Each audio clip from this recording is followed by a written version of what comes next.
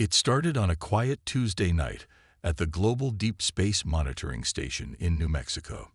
Tom Wilson, the night shift operator, was doing his usual checks when something unusual caught his eye. The signal was weak but distinct, unlike anything he had seen in his 15 years at the station. "Hey, come look at this," he called out to his coworker, Mike, who was making coffee in the break room. The pattern on the screen pulsed with a steady rhythm, too regular to be natural space noise. Mike walked over, coffee cup in hand, and leaned in to look at the screen. "That's not one of ours, is it?" "Definitely not." Tom's fingers flew across the keyboard as he tried to clean up the signal. "Look at these patterns. They're repeating in perfect mathematical sequences." Within hours, the station was buzzing with activity. Scientists from around the world connected through video calls, all trying to decode the mysterious signal.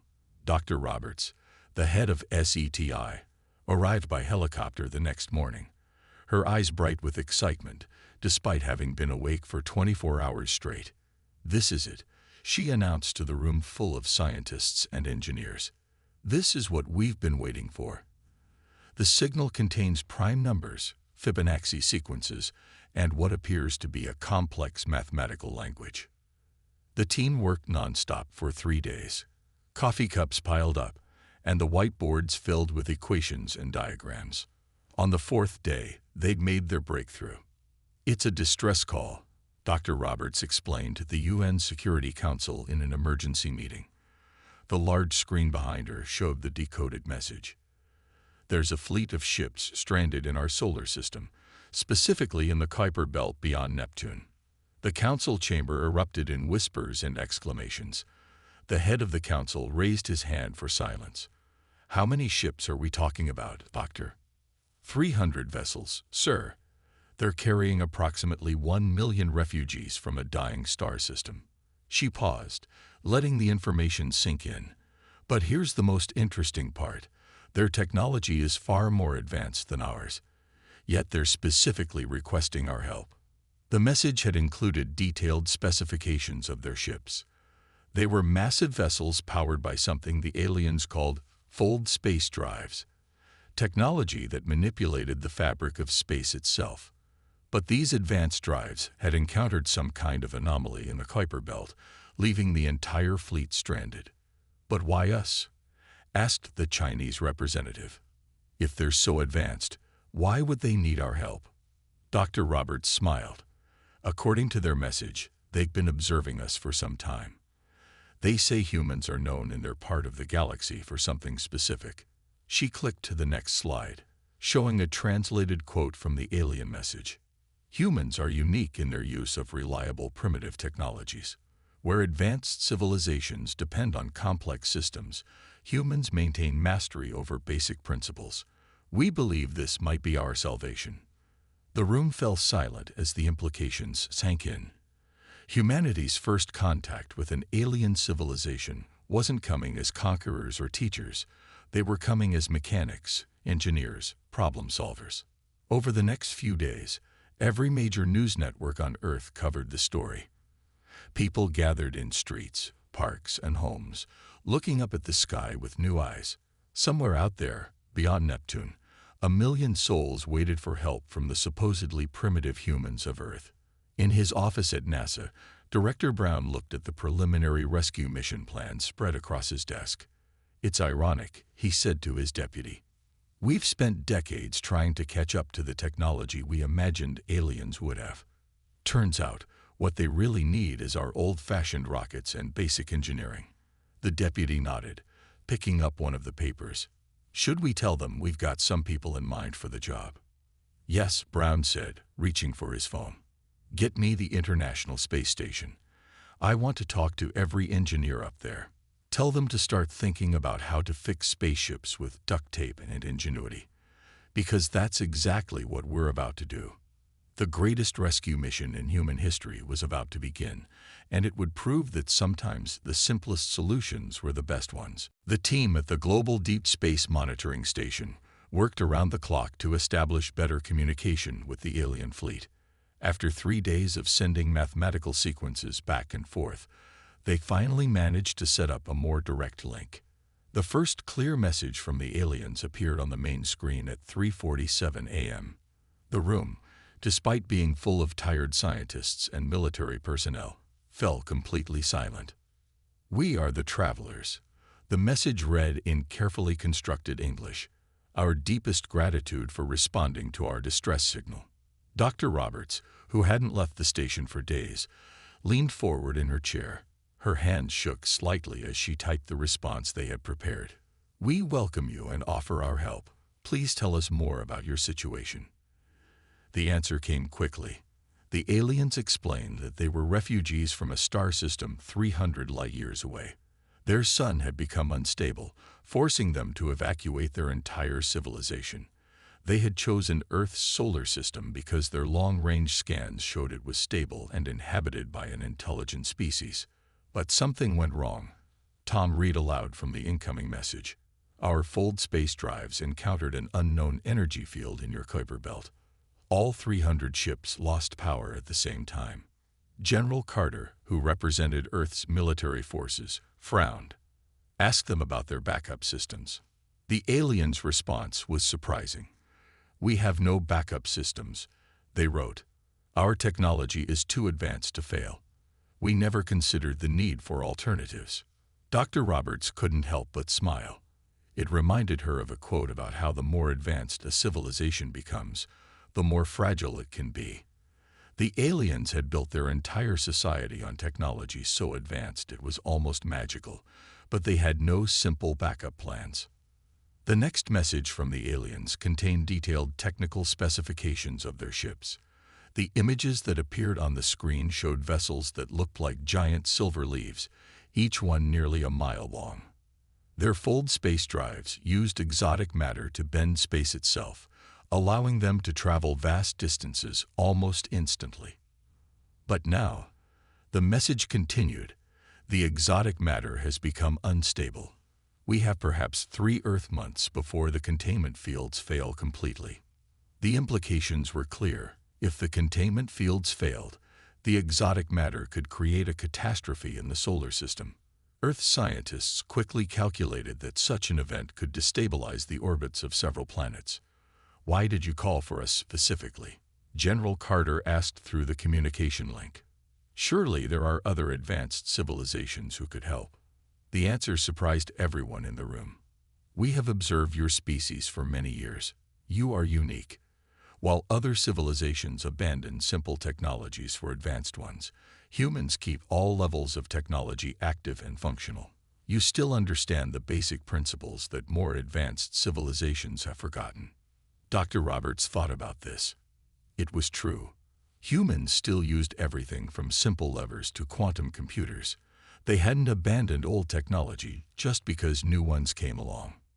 "Your ships," the aliens continued, "your International Space Station, they are primitive by our standards, but they work reliably. You understand how to fix things, how to improvise, how to solve problems without depending on advanced technology.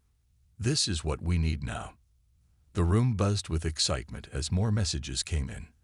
The aliens shared their observations of human ingenuity, how astronauts had fixed the Hubble telescope with basic tools, how the Mars rovers had survived far beyond their expected lifespans thanks to clever engineering, how the International Space Station had remained operational for decades through constant maintenance and repairs. "We need your primitive wisdom," the aliens wrote. "Will you help us?"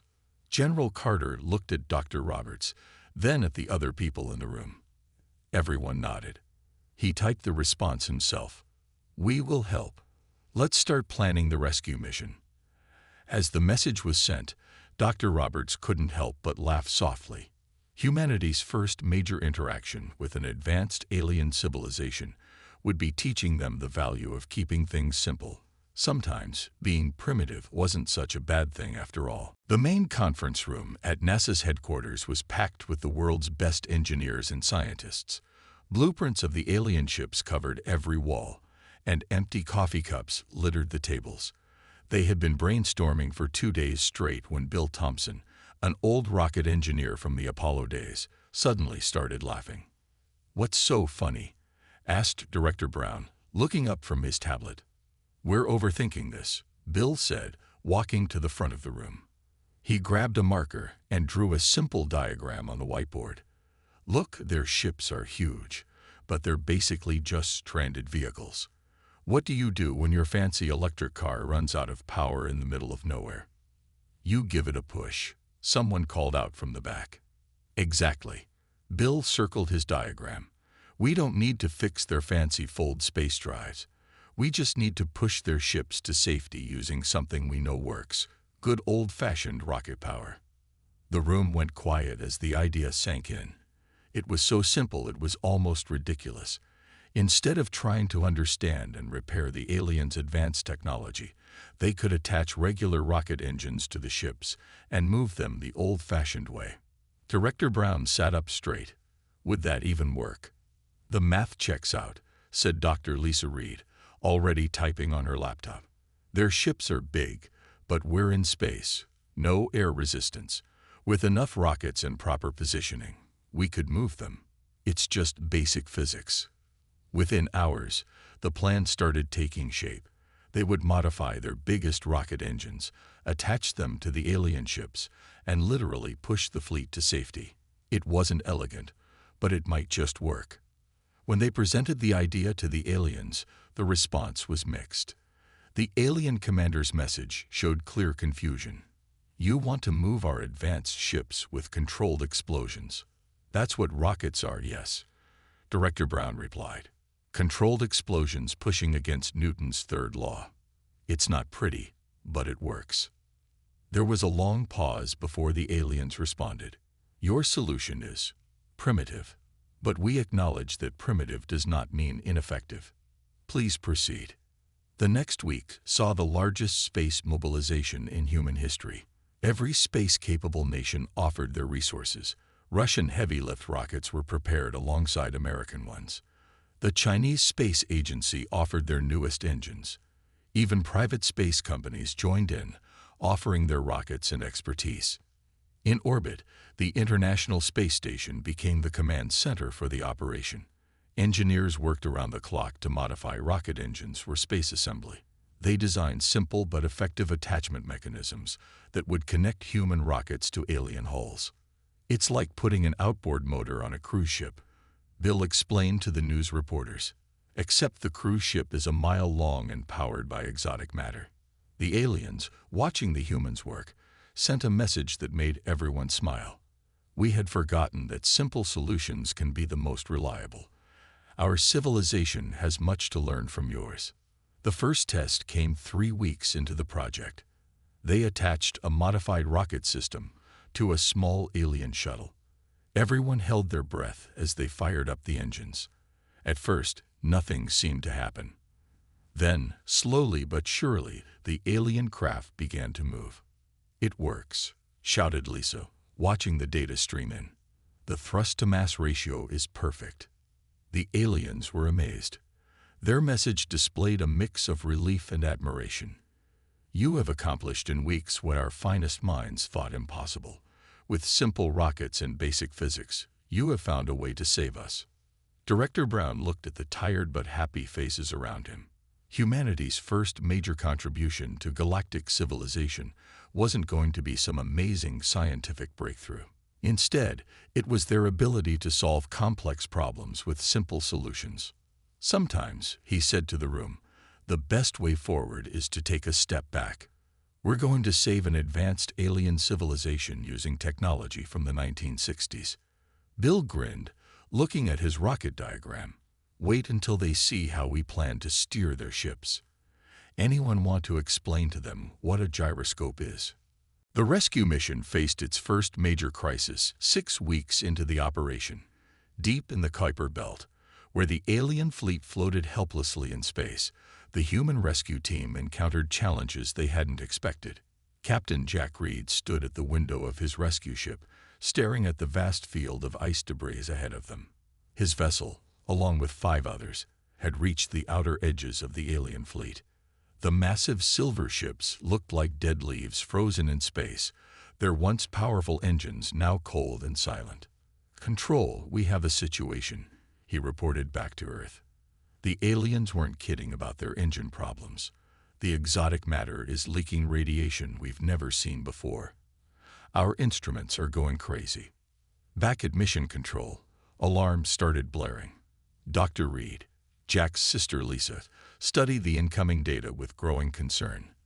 "The radiation is affecting our equipment," she announced to the packed control room. "Standard electronics are failing when they get too close to the alien ships." The temperature readings from the rescue ships were also troubling. The extreme cold of the Kuiper Belt was causing the rocket fuel to freeze in its tanks. Even worse, the ice debris field surrounding the alien fleet was like a minefield of frozen projectiles, each chunk capable of punching a hole through their hulls.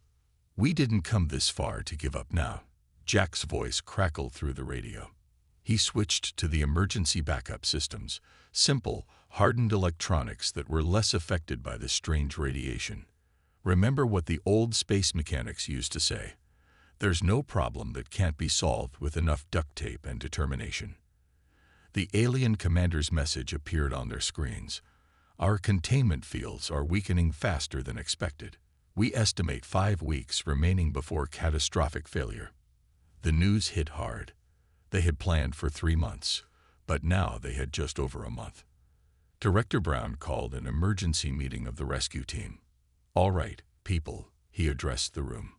"We've got multiple problems. The radiation is killing our electronics. The cold is freezing our fuel. Ice debris is threatening our ships. And we're running out of time. Give me solutions." Bill Thompson, the old rocket engineer, was already sketching on his notepad. "The radiation problem first," he said. "We go old school. Replace the sensitive electronics with hardened systems from the 1960s. They're too simple to be affected by the exotic radiation." Lisa nodded. "For the fuel problem, we can modify the tanks with heating elements powered by small nuclear batteries, like the ones we use in deep space probes. They're reliable and radiation resistant." "And the ice debris?" Director Brown asked. Jack's voice came through the speaker system. "We've got an idea about that. The aliens have some working defensive shields. If we can power them with our nuclear generators, we can clear a path through the ice field." The next few days were a blur of activity. Space agencies around the world rushed to modify their equipment. Old electronics were pulled from museums and storage facilities. Engineers worked around the clock to adapt their modern systems to work with technology that was decades old. The aliens watched with growing interest as humans solved each problem with increasingly simple solutions. "Your species has a remarkable ability," they messaged. "You don't just solve problems. You adapt and overcome them using whatever tools are available." 2 weeks later, the modified rescue ships made their second attempt. This time, using hardened electronics and heated fuel tanks, they successfully reached the first alien vessel. The combined human-alien shield system worked perfectly, clearing a safe path through the ice debris. "First connection established," Jack reported, his voice tight with emotion. "Preparing to attach rocket assembly to alien vessel Alpha 1. The entire control room held its breath as they watched the feed. The massive rocket assembly, looking tiny against the huge alien ship, made contact with a soft thud. Green lights flashed across the monitoring systems. "Connection successful," Jack announced. "Rocket assembly is secure. Ready to begin power-up sequence." Dr. Reed squeezed Director Brown's shoulder. "We did it. We actually did it." "We've done nothing yet," Brown replied, but he was smiling. "Now comes the hard part, moving 300 massive ships without breaking them or us in the process." The clock was ticking, but humanity had proven once again that sometimes the oldest solutions were the best ones. They had faced the impossible and found a way forward, one simple step at a time. The first alien ship hadn't moved more than 100 meters when a new problem arose. The massive rockets attached to its hull were working perfectly, but the vessel was starting to twist in an unexpected direction. "We've got rotational instability," Jack called from his rescue ship. "The thrust isn't aligned properly with the ship's center of mass." In the alien command vessel, their chief engineer sent an urgent message. Our internal stabilizers are failing. Without them, the ships will spin out of control when moved. Back on Earth, Bill Thompson was already grabbing his marker, heading to the whiteboard that had become the mission's problem-solving center. "You know what this reminds me of?" he asked the room. "A kayak." Director Brown raised an eyebrow. "A kayak? Think about it." Bill drew quickly. "When you're paddling a kayak, you need to balance your strokes or you'll spin in circles. We don't need fancy stabilizers. We need outriggers." Lisa jumped up. "He's right. We can attach smaller rockets on extended arms, like training wheels on a bicycle. They'll counter any rotational force." The aliens' response to this suggestion was typically hesitant. "You want to stabilize our million-ton ships with the principle of a water vessel." "Exactly," Bill replied. "Sometimes the simplest solutions are the best ones. Physics doesn't care how advanced your technology is." Within days, the rescue team had designed what they called space outriggers, long metal arms extending from the sides of the alien ships, each equipped with small maneuvering rockets. The design was so simple that they could manufacture the parts directly in space, using the rescue fleet's 3D printers. The first test of the modified system proved successful. The alien ship moved smoothly through space, its improvised stabilizers keeping it perfectly aligned. "Outstanding," the alien commander messaged. "But we have detected microfractures forming in our hulls due to the thermal stress." This time, it was one of the younger engineers, Ryan, who had the solution. "You know how old buildings in cold climates have expansion joints. Let's do the same thing here." They modified the rocket attachment points with flexible joints made from simple materials, basically giant shock absorbers. The aliens were amazed by how well these basic mechanical solutions worked. "In our civilization," they messaged, "we would have tried to solve these problems with complex force fields or artificial gravity. Your solutions are elegant in their simplicity." The rescue team worked tirelessly, improving their designs with each new challenge. When communication systems were affected by radiation, they switched to simple light signals, basically space Morse code. When fuel lines froze, they used the waste heat from the nuclear batteries to keep them warm.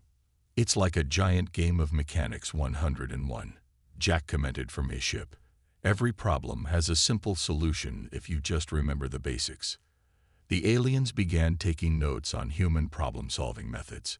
They were particularly impressed by something they called the Human Improvisation Protocol, the ability to repurpose available materials for new uses. When they needed additional tools, the rescue team literally made them from spare parts.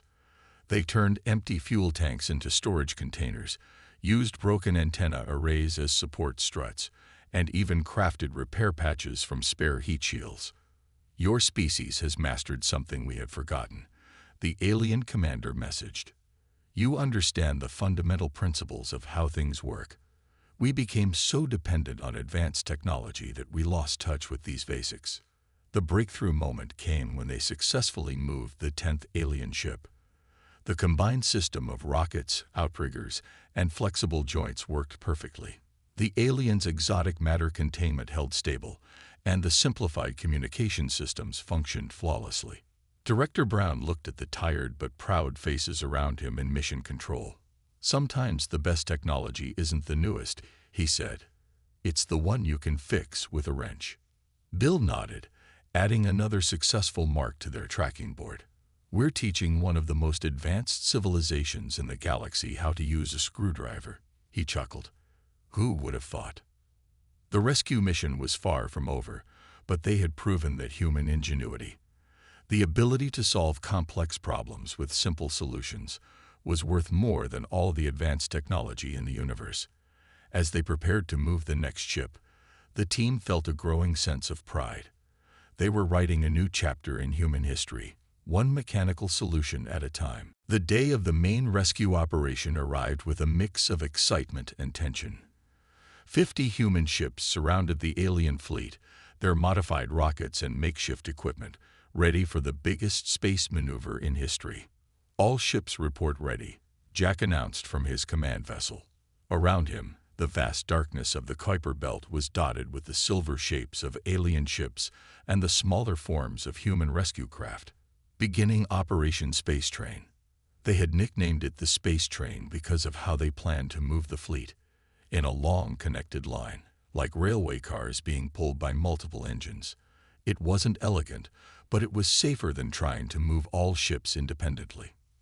First connection sequence starting. Lisa reported from Mission Control. On the main screen, they watched as the first 5 alien ships were carefully linked together using strong carbon fiber cables, another simple but effective solution. The aliens had initially protested this method, linking our ships with cables, like primitive sea vessels. But after seeing the mathematical models, they had to admit it made sense. The cables would help distribute the thrust evenly and prevent any ship from straying off course. All readings are green, Bill reported, watching the stress indicators. Starting main engine sequence in 3, 2, 1.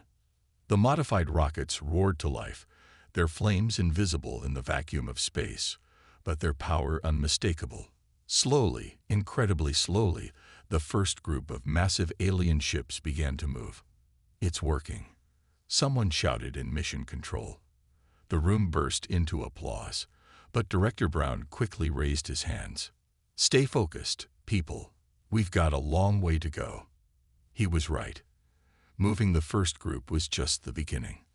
They had to clear a path through the ice debris field, maintain proper alignment, and keep the exotic matter containment field stable, all while moving ships that were each the size of a small city. "Ice field ahead," Jack reported, activating debris clearing system. This was another example of human ingenuity. They had attached simple electromagnetic pulses to the front of the formation. These pulses, powered by the nuclear batteries, created waves that gently pushed ice chunks out of their path. It wasn't as sophisticated as the aliens' original shield technology, but it worked just as well. 4 hours into the operation, they encountered their first real challenge. One of the cables showed signs of strain. "Cable 7 is approaching stress limits," Lisa warned. "Temperature fluctuations are affecting the material." The alien commander's message appeared. "Should we abort the operation?" "Negative," Jack replied. "We planned for this." He directed 2 rescue ships to move alongside the stress cable. They sprayed it with a special coating, basically space-grade frost protection, similar to what they used on Earth satellites. The cable's stress readings immediately began to stabilize. "Your species continues to surprise us," the alien commander messaged. "You treat space like an ocean to be sailed, not a void to be conquered." The operation continued hour after hour. More ships were carefully added to the formation.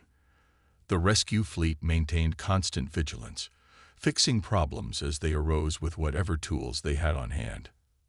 At the 16-hour mark, they had successfully linked and moved half of the alien fleet. The formation stretched out behind them like a glittering chain of silver leaves, each ship slowly but surely being pulled to safety. "Energy readings from the exotic matter are staying stable," Lisa reported. "The containment fields are holding." Director Brown allowed himself a small smile. "Who would have thought? We're literally towing alien spaceships with rockets and cables." The alien commander sent a message that made everyone in Mission Control proud.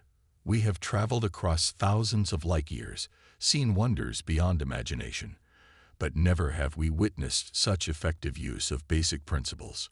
You are teaching us that true advancement doesn't mean abandoning the fundamentals." As they prepared to add another group of ships to the formation, Jack looked out his viewport at the incredible scene.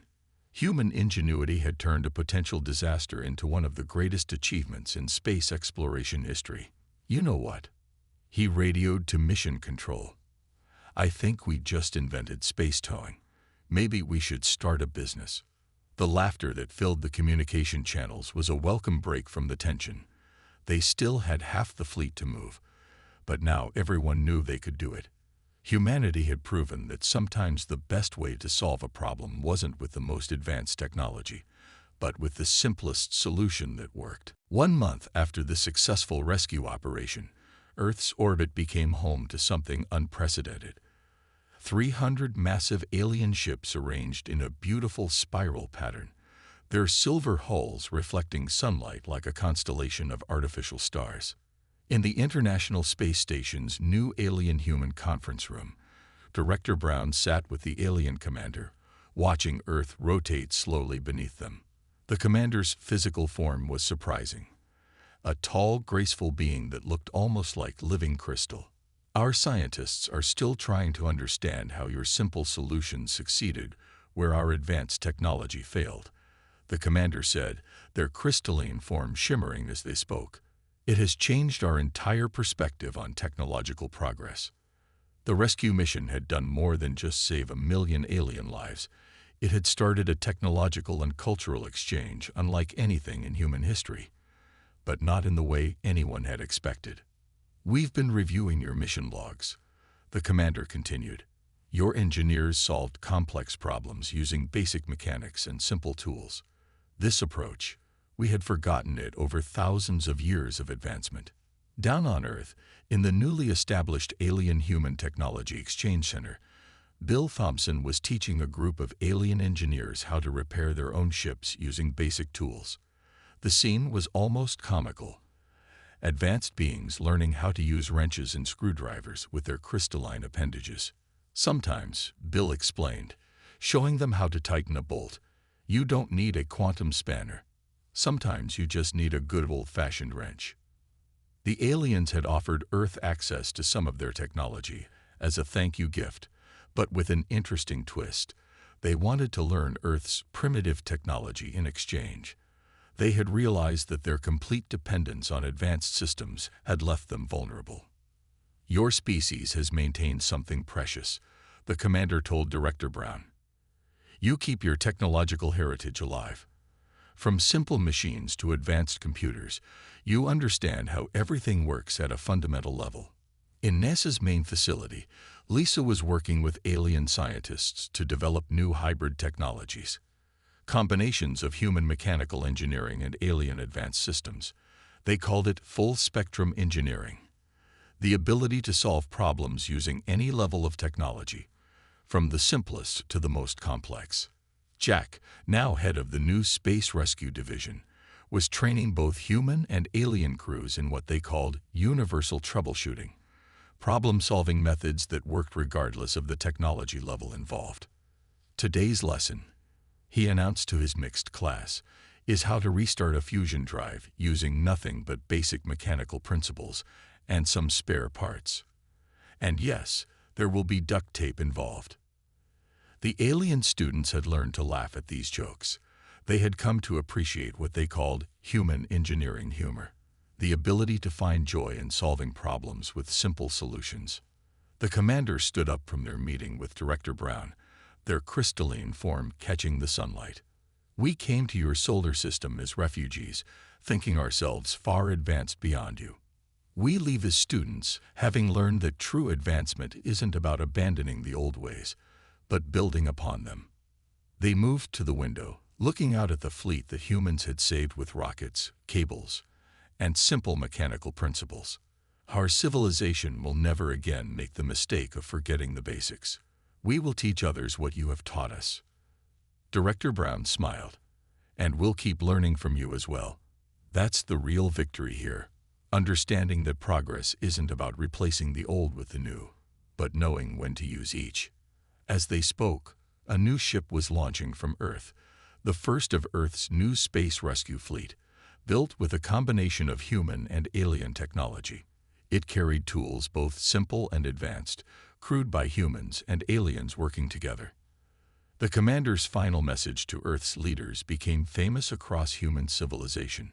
You showed us that the measure of advancement isn't in the complexity of your tools, but in the wisdom to know which tool is right for each task. Humanity's greatest technology isn't your machines, it's your ability to understand, adapt, and solve problems at every level. This is your gift to the galaxy. As Earth entered this new era of interstellar cooperation, one thing became clear. Humanity's path to the stars wouldn't be about abandoning their primitive ways, but about teaching the galaxy the value of keeping things simple. Sometimes, the oldest solutions were still the best ones.